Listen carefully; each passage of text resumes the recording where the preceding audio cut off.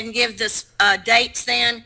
October the 15th is our official visit from the district governor. Challenge Air is October the 19th at Mesquite Airport, and October 25th is a Halloween party at the Boys and Girls Club. And like I said, Rick is going to have his stitches out tomorrow. Oh. He really appreciates all the visitations from me, from Charlotte, the flowers from you, and your visit with you and Vicki Howard. Yes. He likes to have the visitors. Okay. So, Well, okay. Vicki offered to do a massage. My wife's a medical massage therapist, and she told him she can't do it right now. He just had surgery. You can't do an ass surgery. But she offered to come and visit him at his home with me when he's able, and to do a medical massage to help him feel better. Okay. They don't know exactly when he's going to get out. Usually it's about 21 days, but they're looking at different facilities and what to go from here. Is he still in rehab? He's still in rehab, and Howard went to see him yesterday. Okay, maybe we ought to go by again. But So, okay, it's and we have district directories printed. They look good. We've now found 5 mistakes. 4 of them were mine. The print shop says for 84 pages, and you found 5 mistakes. You're pretty good. But anyhow, all right, Howard, are you going to introduce our speaker? Yes, Dan is a recently new friend of mine. He has a podcast that he does, and he interviewed me, and I enjoyed it, and I asked if he would like to speak about what he does and his topic. What did you want to talk about tonight? What topic did you want to cover? I wanted to kind of see how everyone, I've got a few different topics I can cover. I wanted to just start touching on branding 101. Just what is branding? How is it working in today's social media? How can you use it most effectively if you're trying to get your passion or your business up and running in today's society? That would be good. No one's done that. That's a new topic. Cool. Yeah. Rotary International has done a lot of it. Okay. But they can use I don't it. want to go over anything that you guys have heard often, and if there's something more in line with what you're looking for, we can talk about that. I thought it was okay. Linda, isn't it? It's a good topic, no? Yeah, it's a very good topic. Maybe he can get us out, see how we can get our e-club out more out visible. Right. Perfect. And remember, if you want to show PowerPoints, if you go down and hover over the middle or the bottom, there's this thing that says share, and you click on it, and then it shows your screen. And if you have a PowerPoint on your screen, we can see it. That's optional if you'd like to do that. I can do a one-page guide if you'd like to see, just to follow along with. Whatever you want to do. It's up to you. I'm good to go? Yes, Good. you're on. It's your stage. Perfect. My stage. All right. Let me know if you guys can see the share. Yes. Yes. Yes. Okay. So let's go over branding 101. I'd like to start by kind of just having a little bit of a questionnaire, and then we can talk about each other's brands, so it can be real life expertise, if you will. So do you guys want to explain kind of who you are so I can know, and then we can go through what your brand is, and if you feel like you have a brand, or if you want what that looks like for you currently. You want to start out, Howard? For the club or for me personally? Whichever one you'd like to focus on right now is best for me to focus on. Whatever you want to actually talk about and use real life examples for. Well, we use the club because it's the Rotary Club of North Texas, and one of the things we're trying to do is grow our club and get more members into the club. Rotary has 4 pillars. One of them is education. One of them it's helping to eliminate polio in the world. It's doing water projects around the world.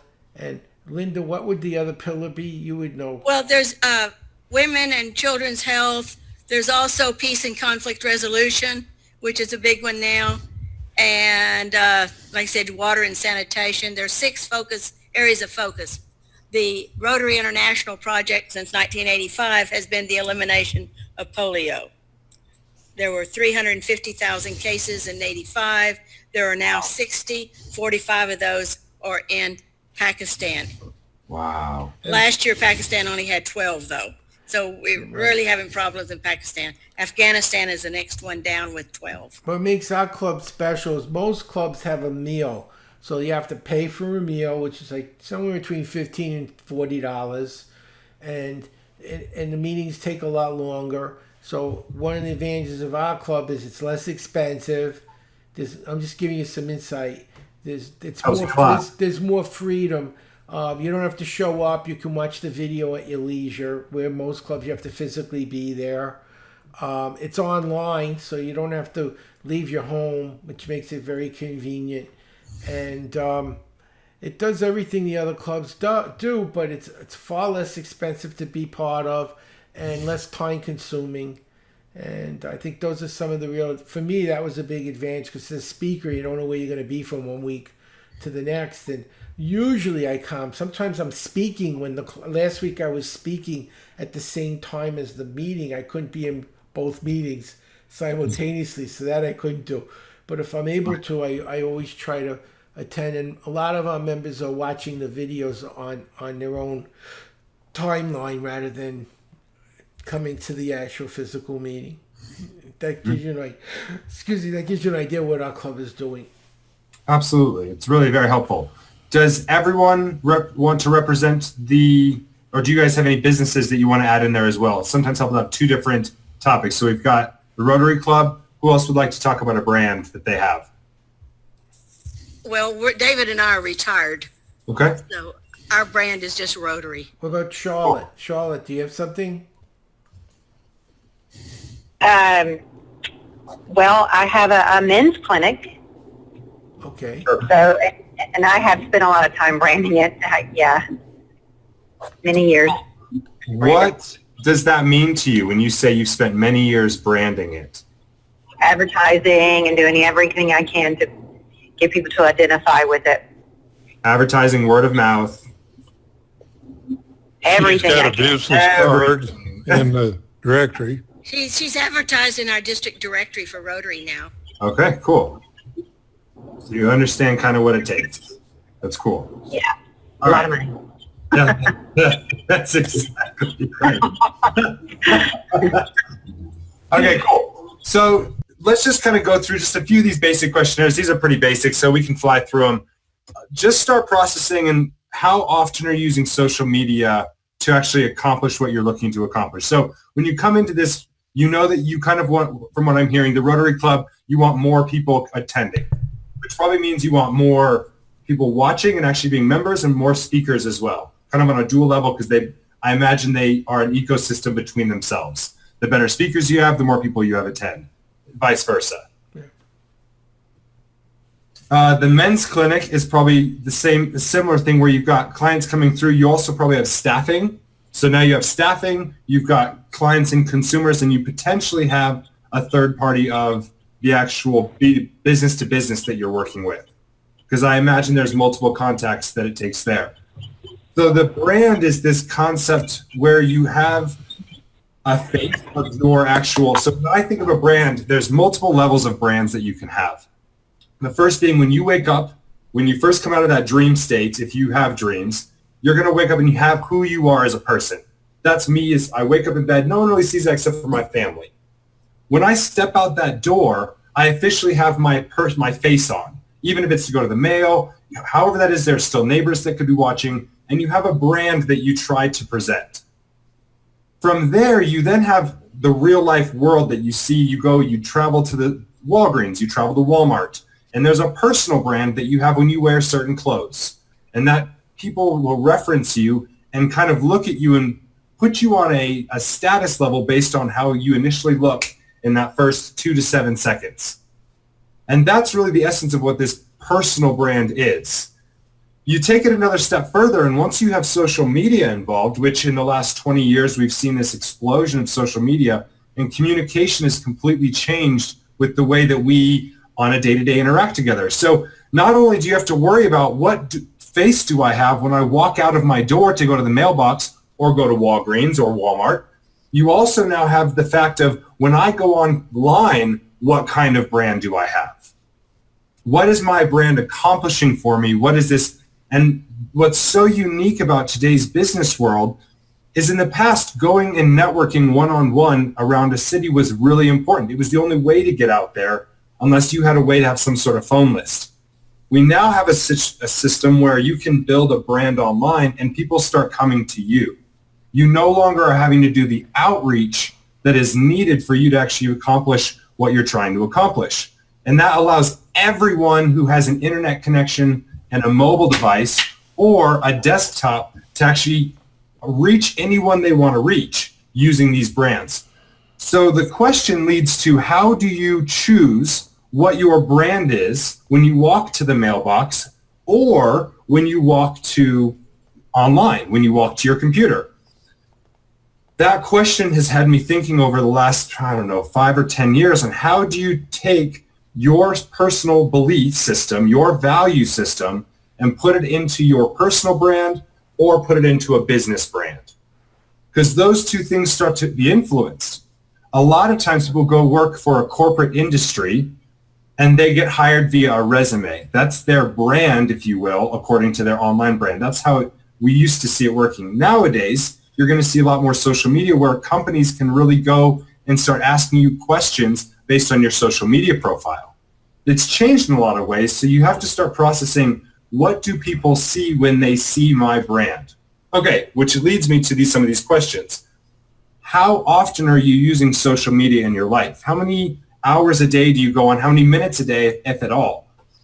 And then to start asking yourself, is my amount that I'm spending on social media leading to an effective amount of business being brought in for me? Because if you're using social media and you're not making an actual profit using that social media, you're actually the one being sold to over and over and over. And I think that's one of the biggest mindset changes that a lot of us have had to make. Consuming on Facebook, consuming on Instagram, if you're using those platforms and you're not making that financial profit, you really are the one that's actually spending the money. And that's something that's very important to realize and understand. When I go on social media for an hour, is that hour productively making money into my pocket? That's what these questions kind of start helping you see. If you're spending 2 hours on social media and have no income coming through that way, or no new clients, et cetera, there may be a time where you can start balancing that a little bit differently. Start using that social media a little bit more strategically. Well, how do you do that? How do you actually take that social media, take your work that you're doing online, and turn it into a brand? The question that I lead to next is, what is the motivation for using social media? To answer that one question, you have to answer, what's the goal? Why are you on there? Are you trying to get personal growth? Is this for money? Is this for you're trying to impact the world? It sounds like is the Rotary Club of North Texas, is it your goal to make money? Most importantly, is your goal to help people?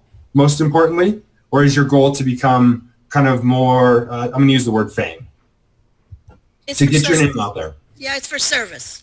So service comes first. Your number one thing is service. Perfect. And you guys probably accomplished that based on what you've said through the 6 pillars, right? Yes. How are you currently getting those 6 pillars? If this is the number one thing that you care about, how do you currently get those 6 pillars into your consumer or into your email list? What is your process currently to make that happen? Is it word of mouth? Do you advertise? Is it organic social reach? I'll let you kind of answer this. Well, it's also through our district. We post everything. All the clubs post stuff. The district posts stuff. What activities are going on? David and I were the co-chairs of the multi-club service projects. So we try to get people to work together. More hands make for less work. You have a good network, I imagine. We have 63 or 64 clubs in the district, about 2,700 members. So we're all trying to work together and to accomplish the 6 focus areas of Rotary International. And of course, Rotary International sends out a lot of emails to everybody, and we have different clubs individually, even from different districts from around the world. I get emails on what's been going on. I just got one a few minutes ago. Somebody up in Kansas is asking for volunteers to help in their reading program. So cool. So, Well, when you do a service project, if you go build something or clean up a park or whatever, you bond with people in a way you don't bond just going to a meeting. And I think that's where you really get connected. I agree. I totally agree. And I think it's so fascinating that you bring this up, though, because it really does work very effectively. When you get to talk to someone face to face, it changes everything. Like, granted, I think it's really cool that we are talking face to face right now, but the energy is totally different. We're all in our safe places. It feels good. We're not actually being emotionally triggered the same way you'd be emotionally triggered if I could shake your hand right now and look you in eye to eye. That's a big difference. So I think seeing that there are two different spectrums, one being that there's this in-person connection that really, really works well, and then now the advancement of technology to, in addition, start adding some of these other features that bring in the members that you're looking to have as well. Because now the question, what's really unique about it, and we can keep going through this, but when you know what kind of member you're looking for, sometimes in a city, it can be hard to pinpoint that individual unique person. How do you find that one person that you're looking for out of the 100 that are willing to really give you above and beyond results? Kind of that 80-20 rule. How do you spend 20% of your time getting 80% of that results as you go through the process? And I think that's where in person, it's so great because you're using your time, and there's something always valuable that comes out of an in-person connection. But it always requires your time. No matter what happens, your time is required.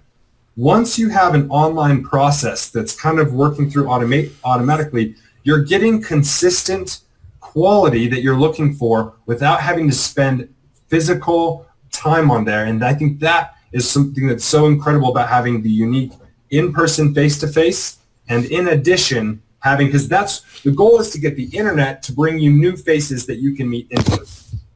That's the real end goal, in my opinion, because if you're just going out there to have 100,000, 1 million followers, but you don't have those personal connections, you lose a ton. And I think you saying that and making that reference of how many people you have locally is what it's all about, because as you get more people via social, the local stuff is what keeps them there and engages them. Okay.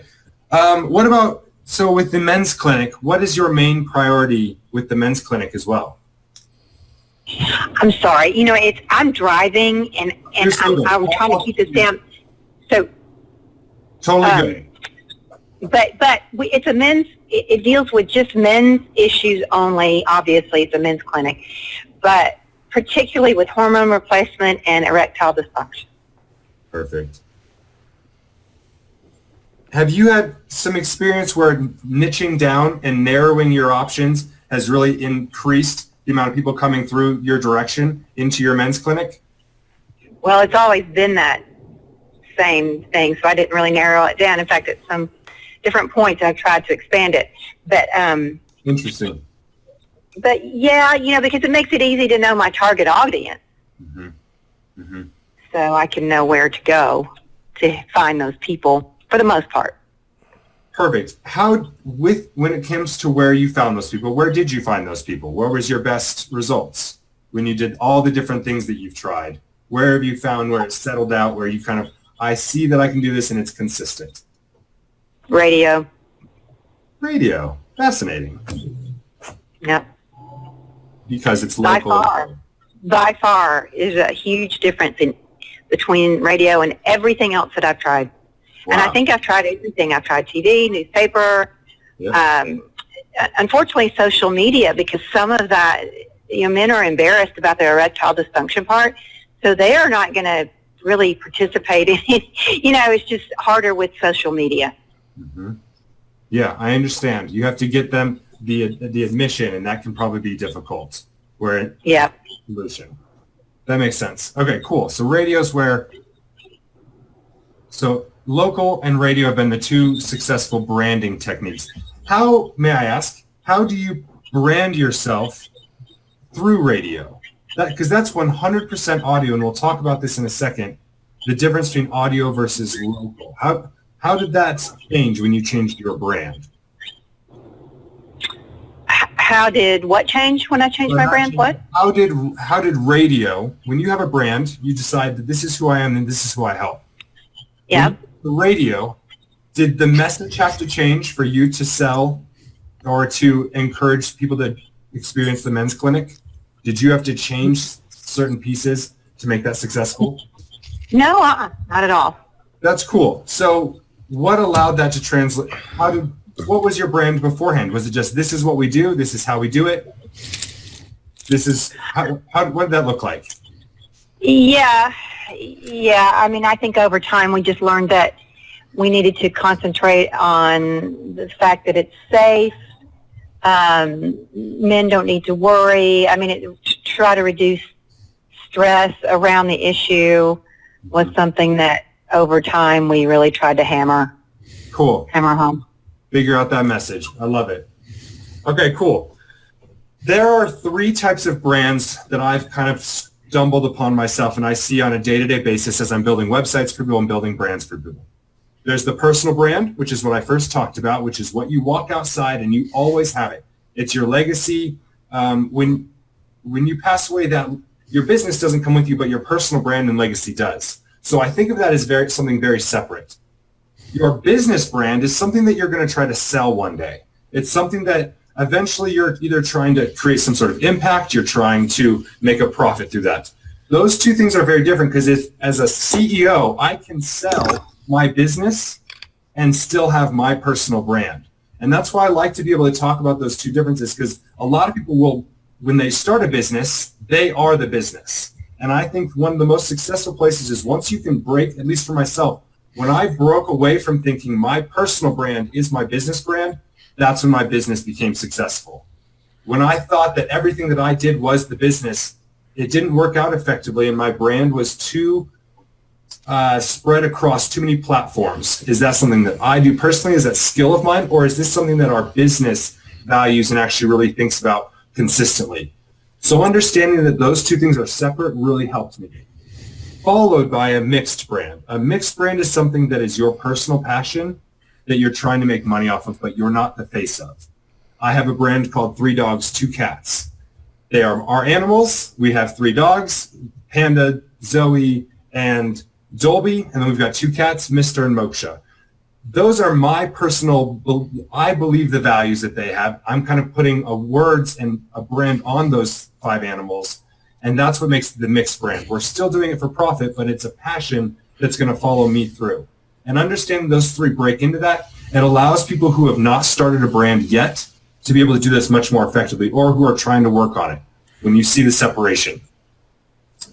Demographics are really important. Once you have your brand, kind of like what you were just talking about with the men's clinic, once you have the actual brand, figuring out who your target audience is critical into knowing that. If I am selling Lexus, let's say, a car, I'm going to sell it very differently because it's a different type of clientele than I might sell Kia. Kia is going to have a very different brand message than you're going to see Lexus have. And it's going to be because the target audience and the type and how you communicate with them. Demographics and target market allow you to understand what type of brand and who you're talking about within that type of brand that you're dealing with. With the communicating your message, we kind of just went over this a second ago. You guys are currently using local, and then you've talked about with the men's clinic using radio and a few different methods. Out of these methods that you're seeing here, the video, blogs, how many different pieces are you using to make the Rotary Club successful currently out of these kind of, 10, 12 maybe, 13?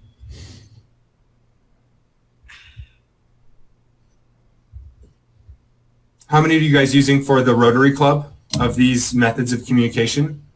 Well, I do have a Facebook for just our club. Perfect. So you have Facebook for the Rotary Club or for yourself? No, for the Rotary Club. Perfect. Okay. But we don't post every day. We post whenever we have projects. Makes sense. So it's kind of as needed posting on Facebook. Right. Perfect.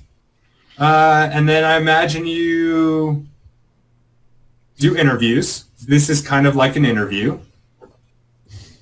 Well, we have our weekly speakers. Right. So that gets posted as a podcast, some sort of audio. It's on a YouTube channel. So video. Okay, so you guys are using video weekly. Yes. Very Thank you, good. Howard. I understand. Any others that you're using? So obviously, referral or kind of word of mouth is a big factor of what you guys do. Well, the district has a newsletter, and we have a project coming up. We can have it listed in the district newsletter. Perfect. So you have a newsletter that goes out about once a month. That's Well, I'd say word of mouth. And particularly like if we can get somebody, for example, we do Angel Tree. I don't know if you have that. You do. We work that. If you can invite somebody, hey, we're going to go work Angel Tree. Why don't you come with us? Then they may say, oh, that was cool. What else do you do? perfect. And then you try to reel them in. So far we haven't, but Okay, good to know. And like we talked about earlier, you've got to try a lot of these different things. And just because you try it once and it doesn't work doesn't mean that it doesn't work. It means that there's a different tactic or a different way to speak to the audience. And I think that's been one of the most challenging parts with brand, because you can start this brand and you can put all the things that goes into a brand, which are colors and consistency and your values. But if it's one little thing off, it won't work at all. And then all of a sudden you feel like you're wasting money and you're spending all this time and effort for nothing to come back your direction. But when it does take off, you go from 0 to 100,000 like that.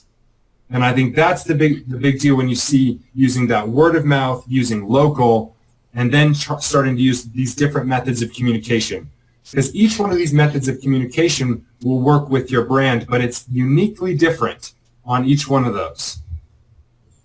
So once you see that this is kind of an overview, like I said, Branding 101, once you understand that you have a certain amount of time in the day to spend on your brand, how you spend it is going to allow you to execute it most efficiently. There are types of brands. Once you choose what type of brand, you can do it. Now you understand that there are types of communication methods you have to use to make your brand successful, credible, and profitable. The tools you use to get those methods of communication out is kind of where we get into technology and the actual social media stuff. When you break it down and your mental can see how all these pieces fit together, it's allowed me to build content that's much more consistent and use tools that allow it to do all the work for me instead of me having to spend all my time. Because when I first started this, I was 6 hours a day building these different, and it just wasn't effective. You have to be able to do something where it's only an hour or so, or you're spending the money to allow your time to you to walk away and there to be massive results. So these are some of the tools you can use to deliver these messages. What I recommend for people with the methods of communication, choose the top 2 that you're best at or that you know you can really communicate effectively on. Sometimes it's a newsletter because you have a lot of people watching it. Sometimes it's video, however you choose to be most effective.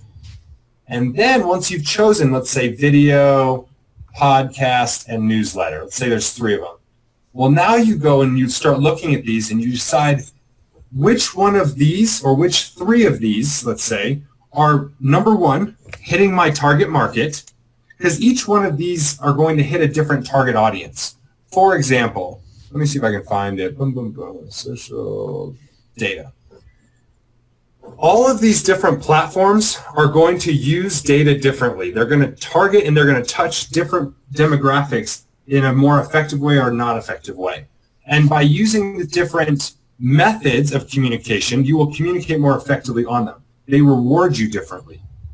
So Facebook, for example, you can see there's these different numbers.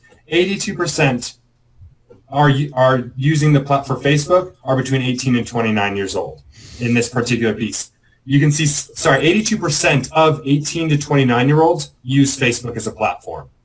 79% of 30 to 49-year-olds, 56% of 65. So if you know who you're targeting more, and you know we have a lot of people who are male, we have a lot of people who are 65 plus, or we have a lot of people who are female and who are 18 to 29, you can start targeting and spending your money wisely on places that your users and your demographic are spending most of their time. You can also realize how, if you are going to be on Facebook, Facebook rewards more effectively for your brand if you post on video. If you post a social media post and there's no image on it or there's no video, Facebook is only going to show, let's say, 8% of the entire audience your post. But if you start posting a video, now you're going to get up to 20%. In order to get the full 100, you now have to pay for that to work. And that's how Facebook's model really works on the back end. That's how they're charging for it, et cetera, et cetera. So understanding some of this stuff. The second piece I'd like people to start looking at when it comes to some of these social media tools is how much it costs to jump in initially. For example, Facebook is going to cost you about $1,000 to $4,000 for you to have any kind of campaign that's successful. But $4,000 will take you to $10,000 or $20,000 in profit within that first 3 months. So if you have that kind of money and you're looking to have that kind of impact, this is a really good way to do it. Let's say you don't have as much money, you have a little bit more time and creativity, Instagram and YouTube might be your best options. Instagram and YouTube are both around a penny for an engagement. What's an engagement? An engagement is someone who views your posts but doesn't take action.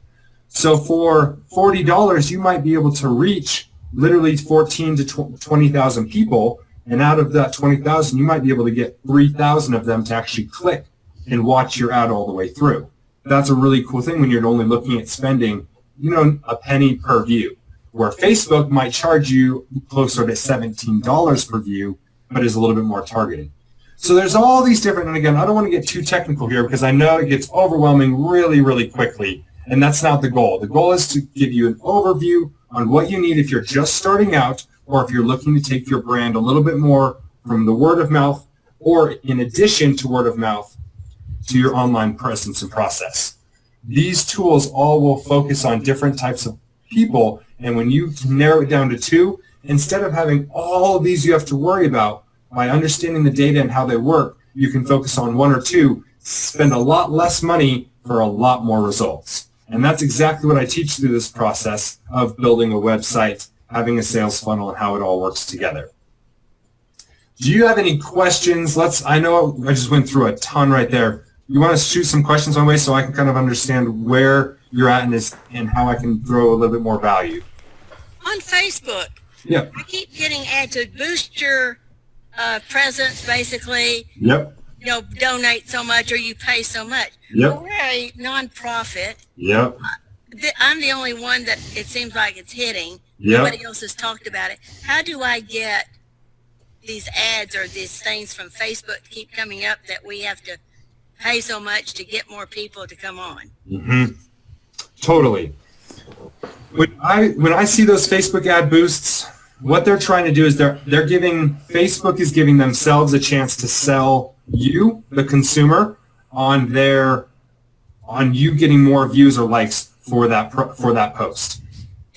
Take one step backward, and instead of looking at the one post being spent money on, you have to do a campaign. And this is what people don't talk about a lot of times on Facebook ads. You really do have to have $1,000 to $4,000 to be able to run one of these campaigns for this reason. If I was going to go take a post and put money into it, I could spend $100 on that post and not that many people are going to see it. What they want you to do is to create 9 different posts that all target the same type of goal, which is we either want more people coming in, but you only target one thing. And with 9 videos, with 9 different images, they do a testing campaign, which is why it costs so much money, because you're charging $50 per testing campaign. Well, 9 campaigns times 2 images each is 18 different options, times, let's say, $15 a piece. You're talking 18 times 15. Let's go make $10, let's say. So you have $180 testing to do 9 different campaigns. Sounds like a lot of work. Well, that's why you have someone do this for you and just say, make these videos and we'll put different images. For $180, you test 9 different campaigns, and then you find the one that works, turn all the rest off, and then put tons of money, put that extra $1,000 into that one that works. Because the one that, that's not feasible. and for your club, that's not feasible. And that's why I tell people, don't worry about Facebook ads if you're on a budget. If you're on a budget, Facebook ads is going to steal your money, and they're never going to give you the reward that you need. I don't ever donate to them, but I just want a Facebook that we can post things like Yeah. everybody else does. Good for you. And I think for where you're at right now, strategically, that's very smart. Now, let's say YouTube, you have if you start, these are really good, in my opinion, interviews that you're getting back and forth. So the ones that you love, maybe instead of having them all secretive, one a month you post onto YouTube so that everyone can see. And on that YouTube post, that's what you start advertising, because you can get, for a penny, you can get someone to have a chance to see that. So instead of, for your $180, you're now getting, 18,000 people seeing what you're doing. And let's say 10%, let's say 1% is going to close on that. You now have at least 18, if that math is right. It might be wrong because I'm going fast. We have 18 people that now are highly targeted, interested in what you're doing for the 180, instead of being $4,000 through Facebook. So the question is, what platform do you spend your time on? You have a very limited amount of time. You have a very limited amount of money. How do we use those two things to build the most advantageous campaign for you, if you will? And so if that helps, I hope that helps a little bit. On the Facebook side of things, in my opinion, you're better off spending your time a little bit more on YouTube and doing a campaign where you don't have to charge anything, like once a month, take the interview you liked the best and advertise on YouTube or post it on YouTube. And a lot of times that will build an organic following that brings people back to you. Because if they love that interview and they want more, and you have a link that they can go to that says, hey, we do these interviews once a week and they're all this good, come check us out, and here's what it looks like to make that happen. That's how you can get people to come through a lot faster and use the online process to bring people into your local group one-on-one. There's also the ability for you to start locally targeting, but again, I don't want to go too much into the campaign side of this because it really is pretty complex. And if you ever are interested in talking with me after, just talk with me after, and I'm so happy that we can really go into the nitty-gritty on your exact examples. Well, we really appreciate your coming on tonight. Yeah, of course. Our time is running short. Perfect. I figured we're hitting about 30 minutes. Yeah, so we appreciate very much you're taking your time and giving Yeah. us all these hints. Yeah, of course. Of course, of course. I appreciate you guys doing this as well. It's been, I like just meeting new people, and y'all make me smile, and it's been a lot of fun. So I really appreciate it. If there's any other questions you have after this, I know it's pretty hard to run through all of this in 30 minutes. If you Well, were I'm just looking. Cool. You're not in Rotary, right? Not in Rotary currently, no. There are 6 clubs in the Colorado Springs area. Really? So you could go on to Rotary International or just rotary.org, and you can see where all these clubs are located, but they meet every day of the week, Monday through Friday, either in the morning, noon, or evening. And if you can't find something that meets yours, come back to us. We'd appreciate having you. Yeah. And I would if- also recommend making this into a product that you could market online as a training. You know, you could have a different one for Facebook, one for Pinterest, and you could probably productize that for you through your podcast. So any products, if anyone is interested, I have Digital Audit Pros has courses, and you can go online and learn how to build your own brand, logo, website, and email marketing in 6 weeks. Either you can do it by yourself, you can do it by yourself with my help, or you can do it, I'll do the entire thing for you, depending on where you're at budget-wise and where you're at time-wise.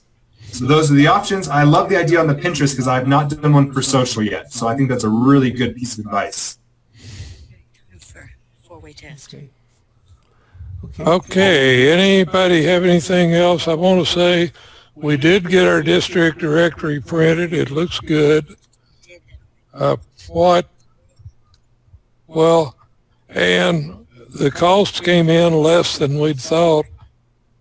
84 pages, 8.5 by 11, full color for $10.24 a copy. That's not bad.